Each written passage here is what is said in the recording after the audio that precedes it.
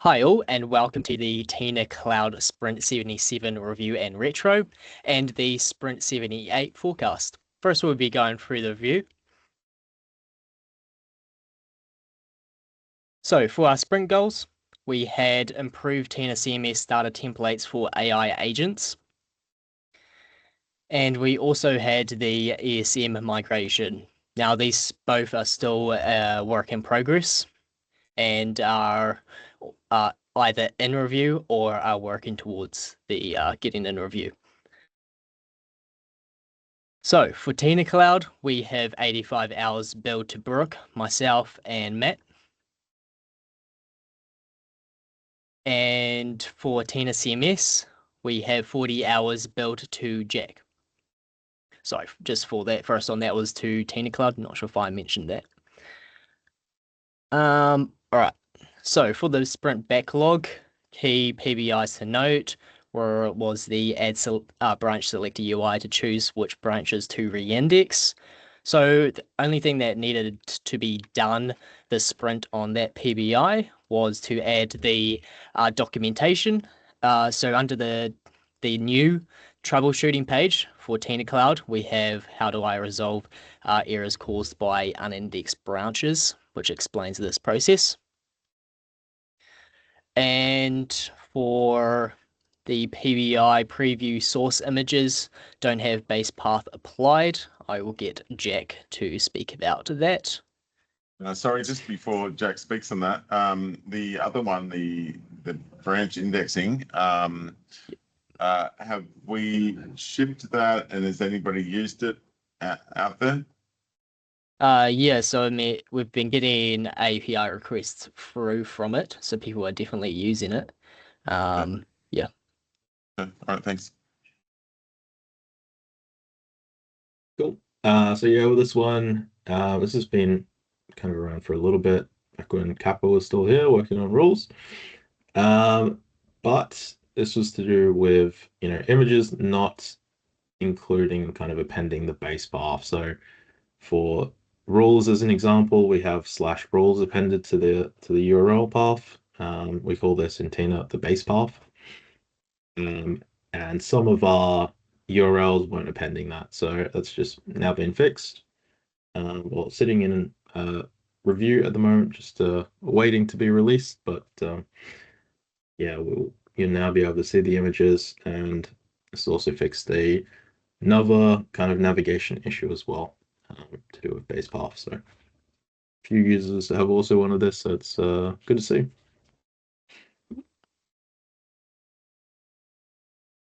Right. For our sprint burn down, we have 30 remaining and 12 completed. Sorry, can I ask, in the last sprint that we just did we do anything to improve the vibe coding solutions for anyone? Yep, Jack was working on that. So what is that? Oh, so you've made some work on it, but we haven't shipped anything. No. Is it still an 8? Yeah, correct. No. 2 days after that. And is this stuff that came from Daniel Mackay or from Pat or from who? I believe it was Gordon, was it? Right, Jack. I think it started out as either Gordon or Dan. I mean, same person, really. Both use AI. Yeah. No, definitely not separate. But yeah, from one of them, that was kind of the root of this. But the PBI is just about kind of adding the Copilot instructions for GitHub, and then testing it on all the starters that we have, to see if it works, and then give it to Gordon and Dan to see if they see an improvement. Then if that's good, then we kind of go live with it. Pat, I think you've successfully vibe coded. What was your experience like? I didn't really have any issues with it. I was sort of helping out Hawk yesterday, and he was having a lot of issues. So sort of a mixed bag. What did you use and what did he use? We were both just using Copilot, Sonnet 4.5. Right. Okay. And you had different experiences with the same thing. Weird. Okay. And how long did it take you to get up and running on your blog? like sub 2 hours, if that. I was sort of doing other things at the same time. And how long did you spend with Hark debugging his problems? He spent probably a good couple of hours yesterday, at least. Right. Oh, wow. So different. All right. Cool. Okay. Now, can I ask, Eli, did we do anything for the SSW rules team? Is there anything that they're asking for at all? No, we did get one thing in from Jake around links inside list items. I think it's with the markdown editor. And me and Jack were just went on a call with him to I think I went on a call with him to kind of debug the issue, and then me, Jack, and Jake were on a group chat together trying to investigate it a bit further. Yeah. All right. Yep. Well, cool. Cool. All right. So we're down to code coverage. Yeah, not yet logged. For production deployments, we had one deployment for TinaCloud, but there was no releases for TinaCMS. And our application health overview timeline. So this for the Identity API HTTP 500s, we seen an increase from 19 to 1.94K. And for the Content API HTTP 500s, it increased from 714 to 40.7K. Yeah, so there was a big jump there. All of those red spikes are at the same timeline, which was last night during the AWS outage. Yeah. So it's all correlated with that. Yeah. Okay, I'm super keen to know how long was it out for us, and how many people were complaining? Yeah, if we were just looking at the errors coming in, it was only for about like a couple hours. Right. Yeah. Okay. And we had a handful of complaints on Discord. Right. Okay. Obviously, everybody knew about the problem and they could do it. But I saw a whole lot of media reports where they're going, "Please tell us any other sites that were down. We want to know." And I did think about letting them know, Tina, for advertising reasons. But then I don't know. I wasn't sure. Yeah. So that was the bulk of our errors. Okay. All right, I'm just going to pass over to So Matt. org sats were, up from 200 to 240 for organizations created in the last 7 days. The trend for new organizations still kind of consistent, but starting to look a little bit higher overall, which is nice. If we go down to the commit conversion flow, then funnel, we can see that it dropped from 12.7 to 10%. So it's a little bit of a drop in the content API request. Looking at the stats, though, that user committed is still at 72%, which is amazing. So if they can, we have some issues there in the list, issues there in the backlog for post-hog telemetry, so we can try and suss out what's happening between project created and content requests. But for now, it's not looking that bad. It's once they sign up, they do pretty well. Okay, unique cloners repos for the last 14 days. For the barebone starter, it dropped from 46 to 36. For the next.js starter, it increased from 114 to 156. For the self-hosted demo, it increased from 23 to 32, which is huge for the self-hosted. For package downloads, we dropped from 24,600 roughly to about 23,000, but still looking very healthy. at those numbers. And in terms of our epics progress, with that docs page going up, we finished the manual reindexing of content epic. R&D stats, we've got Eli with the improved performance on content API admin permission checks. So that spike was completed, and Jack is currently working on our AI enhancement experimental work. Yep. Yeah. AI tools, kind of the same as last week. Matt? Yeah. Hey, Matt. Sorry, just had a question about the repos you showed before. So the self-hosted ones. I wondered if some people who tried the self-hosted afterwards turned to TinaCloud. Like, I wonder if there's a way to check that. Like, how many of the people who self-hosted then decided to use TinaCloud? We've got no way to tell that. There's no way? Okay, right. There would be no way to correlate that information. You can't cross the repos and check if there is any dual ones? Like in What, the same repo names? Yes, same repo names, but just check if... No, No, we won't okay. have any insights into that. Okay, no worries. Is there any way that we could know how many people are trying out 10 docs? You could look at the Tina docs cloning history Wanna as put those an stats? example. I Do believe I that's put- already in the Tina IO sprint review. Right, okay, okay. All right. Yeah, sorry, that's all.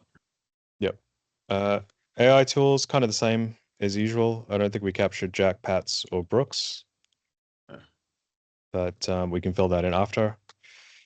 And the Copilot stats, we went for a little over an hour, and Speaker 1 and Speaker 2 made well, Speaker 1's Jack for sure. Speaker 2 made another surprise appearance, even though there was no Speaker 2.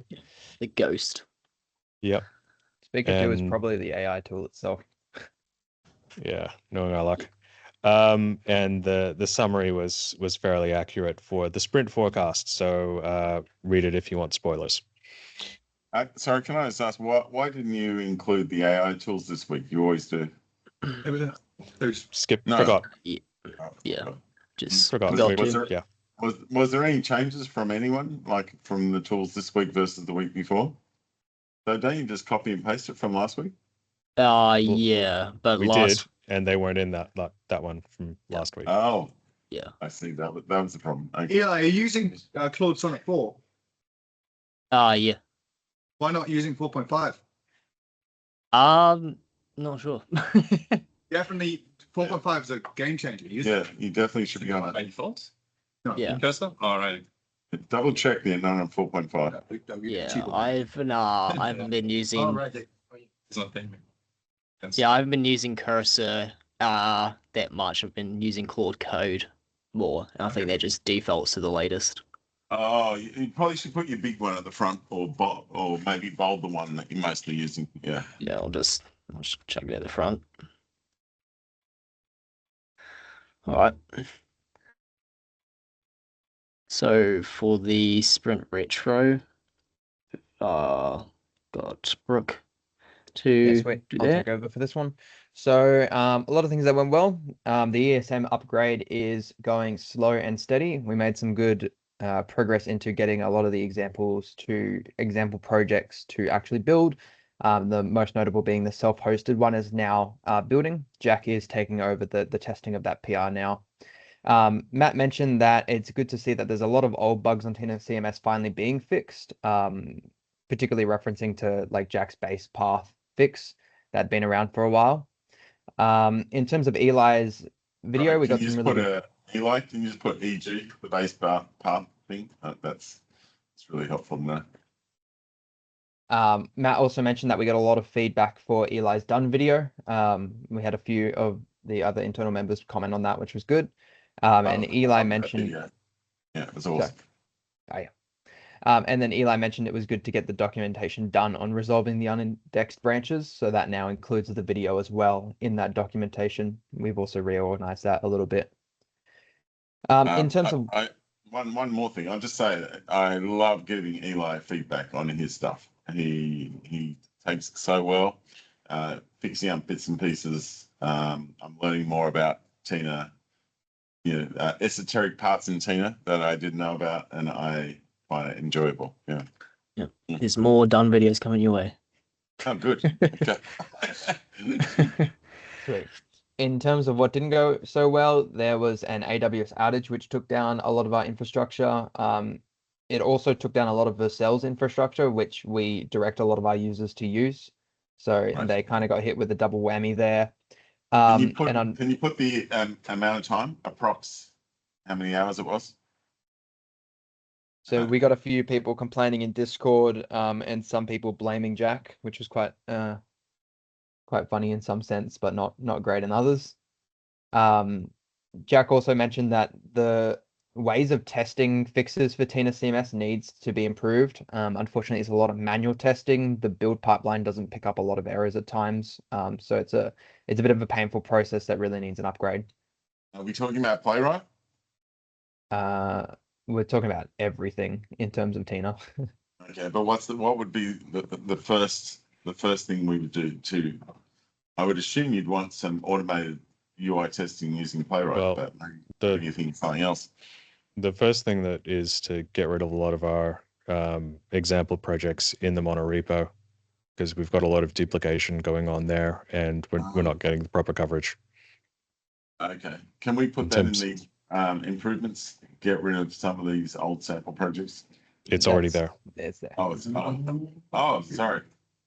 Improve. Yeah. Isn't it kill and improve?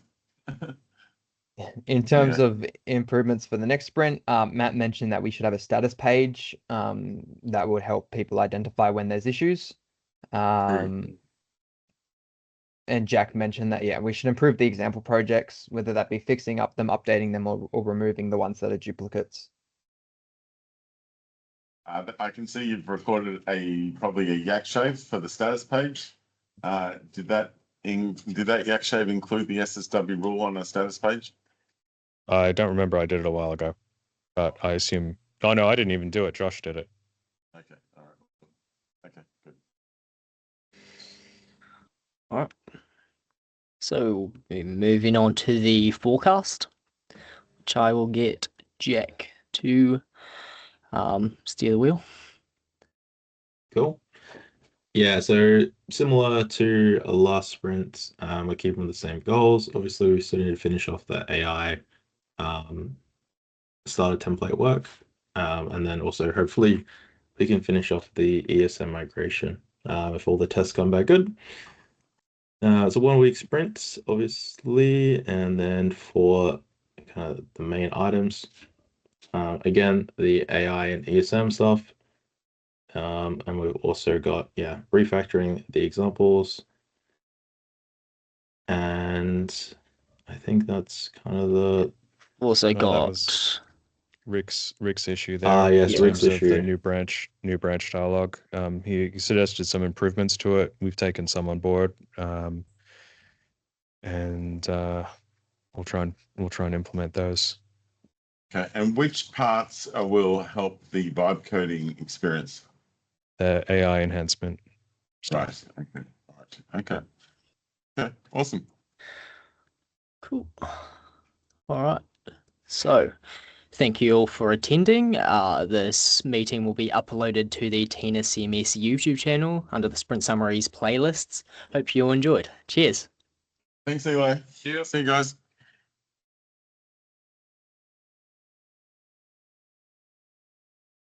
Keep waving.